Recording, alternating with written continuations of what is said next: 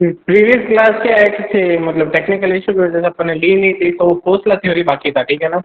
Khosla theory अपन आज continue करते हैं। सबसे पहले ब्लाइट थ्योरी के अंदर मैंने बताया था, क्रीप के थ्रू अपन सब कुछ एनालिसिस करते हैं और उसका बैंडविड्थ डिजाइन करते हैं। ये अपन ने डिस्कस किया था प्रीवियस क्लास के अंदर, ठीक है। आज अपन पढ़ेंगे खोसला थ्योरी। खोसला थ्योरी क्या है? हर एक अलग अलग पॉइंट में वर्टिकल और हॉरिजॉन्टल को अलग अलग मान के वहां पर अलग अलग प्रेशर कैलकुलेट करता है। इसलिए ब्लाइट थ्योरी से ज्यादा अच्छी खोसला थ्योरी है अपन को हेडवर्क के बैड डिजाइन करने के अंदर। बैड इसलिए डिजाइन होता है, अगर बैड डिजाइन ढंग से नहीं होगा तो स्ट्रक्चर ओवरटर्न हो जाएगा और क्या बोलते हैं अपने पास डाइवर्जन नेटवर्क फेल हो जाएगा। नेटवर्क जो भी है वो फेल हो जाएगा अगर बैड डिजाइन नहीं हुआ तो, ठीक है।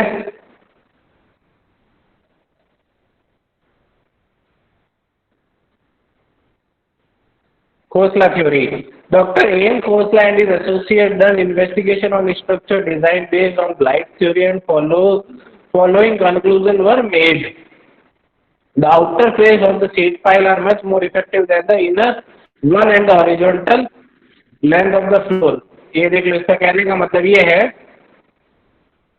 कि अपने ये वाला बेड है, ये आउटर, मतलब ये ज्यादा इफेक्टिव होता है एज कंपेयर टू इसके, ठीक है ना। ब्लैक थ्योरी मतलब ये खोसला ये कहता है कि आउटर फेस ज्यादा इफेक्टिव होता है as compared to inner face के। The intermediate sheet pile is smaller in length and the outer ones were ineffective. Undermining of floors started from the tail end if the hydraulic exit gradient at which at exit is more than the critical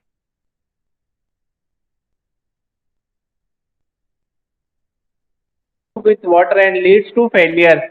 soil particle फिर उसके water के साथ move करेंगे और bed का failure हो जाएगा। It is absolutely essential to have reasonable depth vertical cutoff at the downstream and to prevent undermining।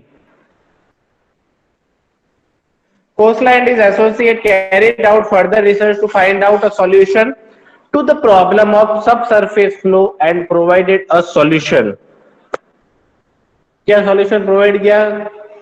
Consider the flow pattern below the impervious base। मतलब impervious base जो अपन bed बनाते हैं उसके नीचे का फ्लो उसने कंसिडर किया on a pervious foundation to find the distribution of uplift pressure। उसने uplift pressure को मतलब एनालिस किया और हर एक अलग अलग पॉइंट पे उसने ये चीज एनालिसिस की कि यहाँ पर हर एक जगह का अपलिफ्ट प्रेशर अलग अलग होगा।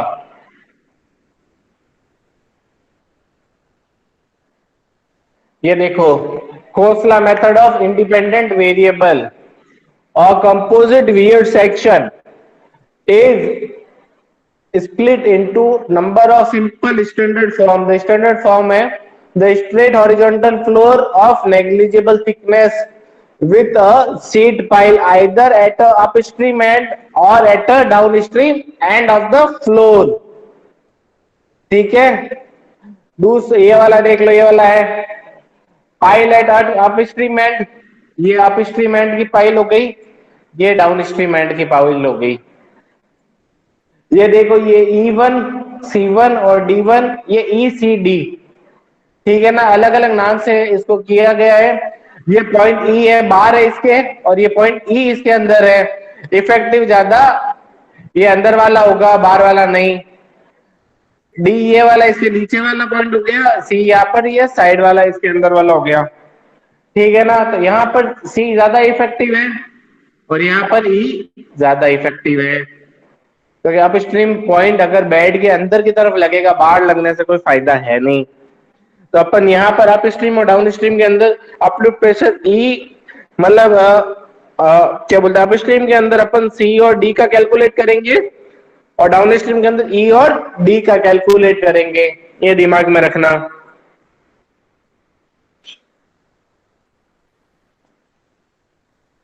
अब देखो, straight horizontal floor of a negligible thickness with the sheet pile at a intermediate point. यहाँ पर इस तीनों के लिए अपन अपलिफ्ट प्रेशर कैलकुलेट करेंगे। ठीक है, straight horizontal flow depressed below the bed but with no vertical cut of.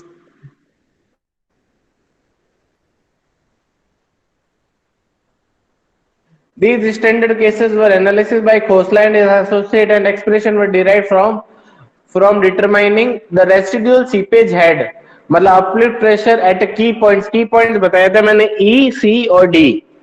इन की पॉइंट्स पे उसने एनालिसिस किया और फिर जाके उस पे uplift pressure design uplift pressure का फॉर्मूला दिया, एग्जिट ग्रेडियंट पे दिया. और दूसरा है these results are presented in the form of curves. The curves give the value theta value phi. ठीक है ना, एट द की पॉइंट्स बार बार कह रहा हूं, की पॉइंट्स बोला है तो यहाँ पर ई डी और सी की पॉइंट्स होंगे. ठीक है, ये कर्व है, तुम्हारा कोई काम का नहीं है कर्व, केवल उसने जो एनालिसिस किया उस कर्व की ये वाला मैंने एक एज ए नॉलेज के लिए दिया है तुम लोगों को, बाकी कोई काम का नहीं है ये कर्व. ठीक है ना, कई न्यूमेरिकल के अंदर काम नहीं आएगा, डायरेक्ट तुम लोगों को मैं न्यूमेरिकल कराऊंगा जब जाके समझ में आएगा. ये कर्व ये बताता है कि फाई सी की वैल्यू कैसे आएगी और फाई डी की वैल्यू कैसे आएगी. ठीक है, इस कर्व से इसने फॉर्मूले डिराइव किए, पर अपन के लिए कर्व काम का नहीं है, अपन को डिराइव करना है नहीं, फॉर्मूले याद है, फॉर्मूले याद हो क्या डायरेक्ट अपन को इंप्लाई करना है, इंप्लाई करते ही आंसर आ जाएगा.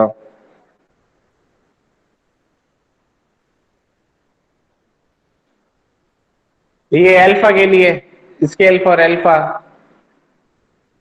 क्लियर सेकंड खोसला कर्व, इसके अंदर भी अपने इसने फॉर्मूला डिराइव किए. The curves are for specific cases only. In actual practice, consider the assembled profile with the piles at downstream and upstream and downstream and intermediate coil floats for has some thickness and slopes.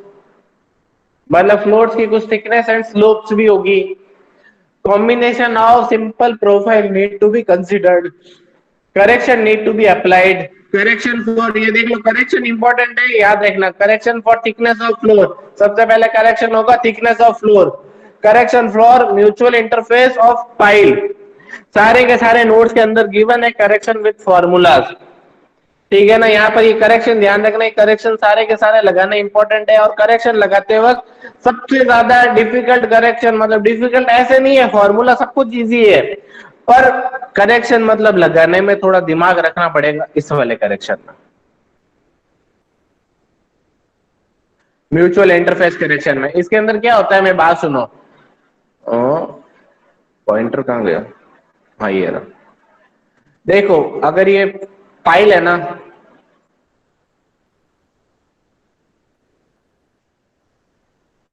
ये up stream pile हो गई, ये down stream pile हो गई, और ये intermediate pile हो गई. अगर अपन को इस पे करेक्शन लगाना है तो अपन को यहां से देखना पड़ेगा कि इसकी डेप्थ कितनी है. ठीक है ना, ये तुम लोग सोचोगे कि यहाँ से कैसे देखेंगे, यहाँ पर क्या होगी, इसकी थिकनेस भी प्रोवाइडेड होगी क्वेश्चन के अंदर, तो अपन को पता चलेगा यहाँ से. अगर यहाँ पर करेक्शन लगाना है तो यहाँ से देखना पड़ेगा, और यहाँ पर लगाना है तो यहाँ से देखना पड़ेगा. ठीक है ना, तो ये चीजें दिमाग में रखना कि अपन को डेप्थ कौन सी लेनी है. वो जो वो न्यूमेरिकल करूंगा ना, जब मैं तुम लोगों को ढंग से एक्सप्लेन करवा पाऊंगा. ठीक है, फिर है correction for slope of the floor. ये तीन करेक्शन थे, ये तीनों करेक्शन इंपॉर्टेंट है. और सबसे ज्यादा डिफिकल्ट करेक्शन आता है correction for mutual interface of pile. Formula बहुत इजी है, बस एक डी की वैल्यू है जो तुम लोग सोचोगे कि कैसे लगानी है. ठीक है,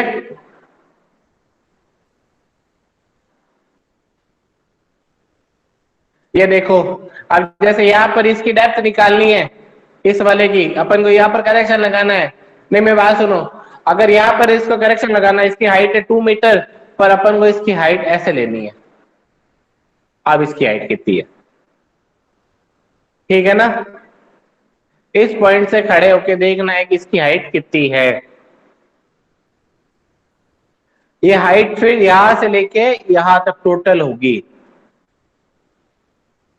ठीक है ना, यहां तक आया समझ में म्यूचुअल इंटरफेरेंस में. म्यूचुअल इंटरफेस करेक्शन इंपॉर्टेंट है, अभी भी कह रहा हूं, समझ लेना नहीं तो नहीं समझ में आएगा। म्यूचुअल इंटरफेस करेक्शन में एक डी की डेप्थ लेते हैं ना, तो अपन पॉइंट यहाँ पर मतलब स्ट्रीम पॉइंट की तरफ खड़े होकर इंटरमीडिएट फाइल की तरफ देखते हैं। वो जब न्यूमेरिकल कराऊंगा जब आ जाएगा तुम लोगों को समझ में। फर्स्ट है straight floor of negligible thickness with pile at upstream end. Second है straight floor of negligible thickness with pile at some intermediate point. Straight floor of negligible thickness with pile at downstream end. Pressure obtained at the key point from the curves and then corrected for thickness of floor, intermediate of pile or sloping floor. ऐसे अपन correction of floor लगाते हैं। Theory में थोड़ा सा difficult है explain करना, numerical में easy हो जाएगा, इसलिए मैं थ्योरी थोड़ी फास्ट ही चला रहा हूं।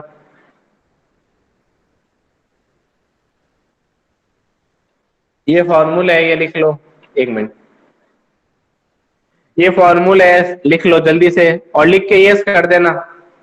यहां से तुम लोगों को नोट डाउन करवाना, थोड़ा जल्दी लिख लो।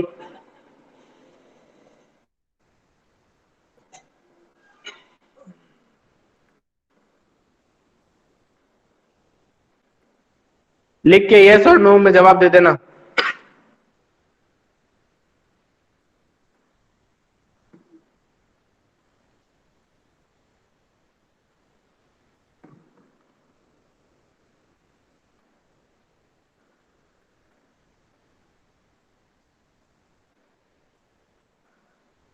लिख के यस और नो में जवाब दे देना, ठीक है।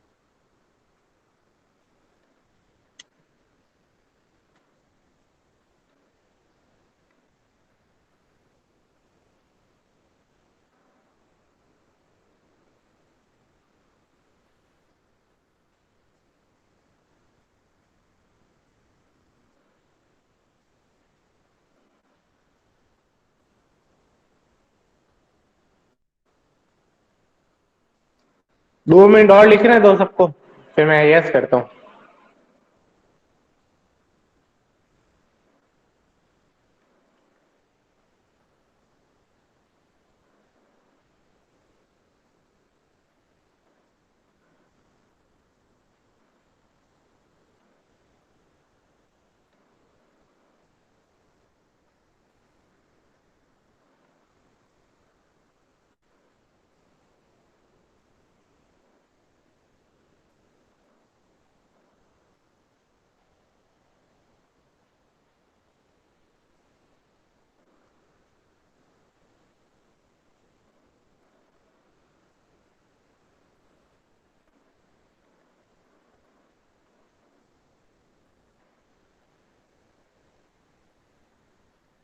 लो कंटिन्यू कर रहा हूँ, ठीक है।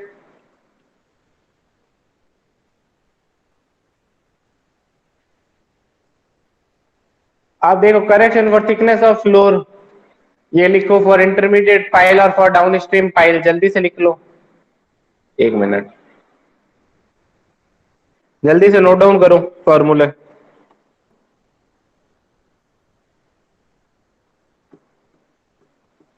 फॉर्मूले याद रखना इंपॉर्टेंट है, थिकनेस के ही है अभी।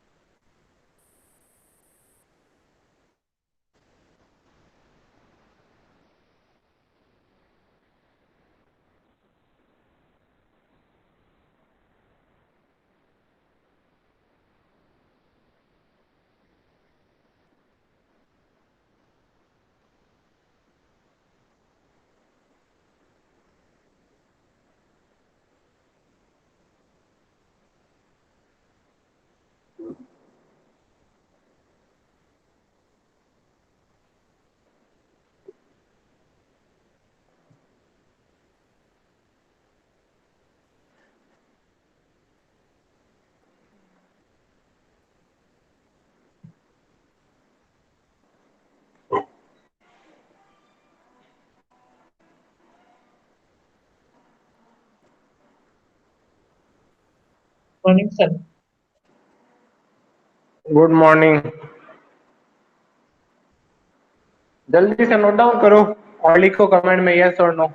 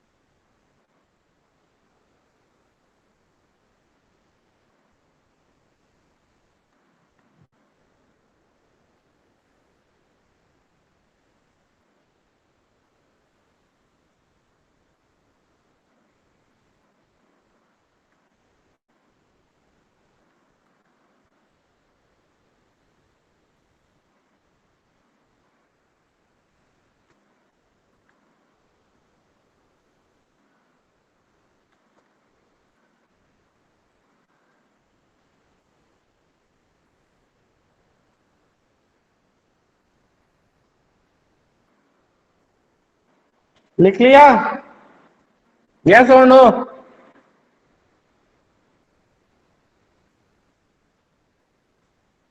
तो नेक्स्ट मूव ऑन करते हैं अपन।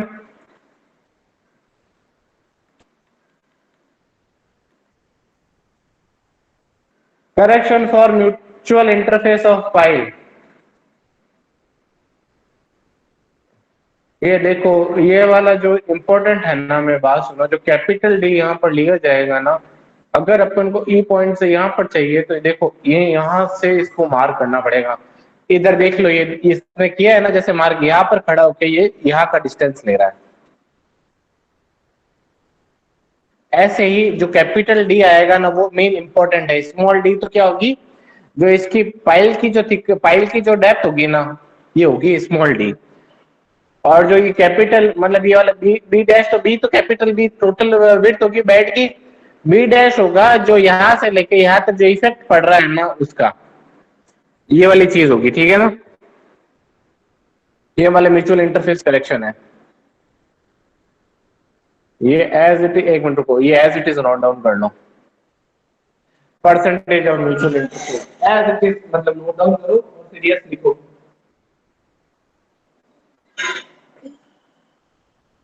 जल्दी से नोट डाउन करो।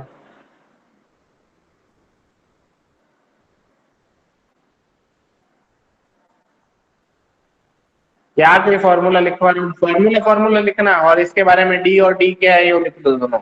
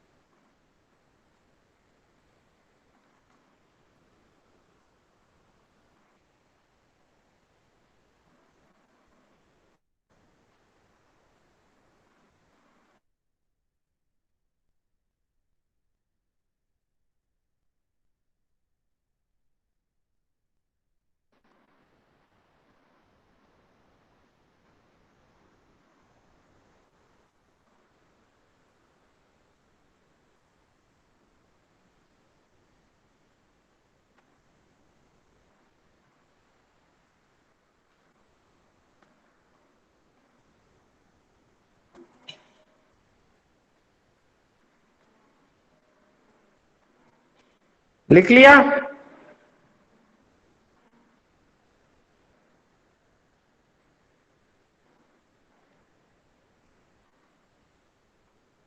ठीक है, फिर आगे मूव ऑन करते हैं अपन। This correction is positive for points in the rear and subtractive for points in the forward direction of the flow. मतलब अब मैं बात सुनो, यहां पर जाओगे तो पॉजिटिव आएगा। अरे यार एक मिनट, रुको रुको रुको।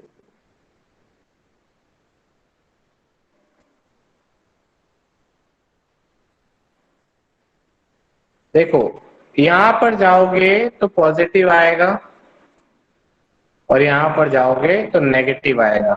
ये दिमाग में रखना, कोई भी करेक्शन हो, फ्लोर का हो, कोई भी थिकनेस का करेक्शन हो, सबके याद रखना, इस साइड जाओगे तो पॉजिटिव, इस साइड जाओगे तो नेगेटिव। आगे समझ में, आगे की तरफ बढ़ोगे तो पॉजिटिव, पीछे की तरफ जाओगे तो negative. Correction for the slopes. The percentage of pressure under a floor sloping is greater under a horizontal floor. The percentage of pressure under a floor sloping is less than the under a horizontal floor. Correction is plus for down slope and minus for up slopes. ये इसके correction की table है, याद रखना चाहो तो याद रखो, बाकी कोई जरूरत नहीं है, केवल नॉलेज के लिए है। The corrections give a table are to be further multiplied by the proportion of the horizontal length of the slope to the distance between the two piles. Line is between the sloping floor is located. The slope correction is applicable only to that key point of the pile line which is fixed at the beginning or at the end of the slope. ये तुम्हारी Khosla theory की अपने पास theory थी पूरी, खोसला पे पूरी theory थी जो मैंने आज पढ़ा दी है। इसमें न्यूमेरिकल अपन अगली क्लास में करेंगे, ठीक है ना। फाइनल लेक्चर में शीतल मैम नहीं है तो मैं ही लूंगा, मतलब मैं पढ़ूंगा नहीं, अटेंडेंस लेना फिर चले जाना बनी, ठीक है ना। फाइनल लेक्चर के अंदर बस हाँ ये जरूर है, लोग एक बार क्लासरूम के अंदर, मतलब इसके गूगल मीट के अंदर आना जरूरी है, नहीं तो अटेंडेंस नहीं लगेंगे। लास्ट में सर? हाँ लास्ट वाली क्लास मैं अटेंडेंस आता, जो जो आता रहेगा मैं उसकी प्रेजेंट लगाता रहूंगा, स्क्रीन प्रेजेंट रहेगी अटेंडेंस वाली, ठीक है ना। लो मैं अभी 1 मिनट रुको, ऑफ कर रहा हूँ।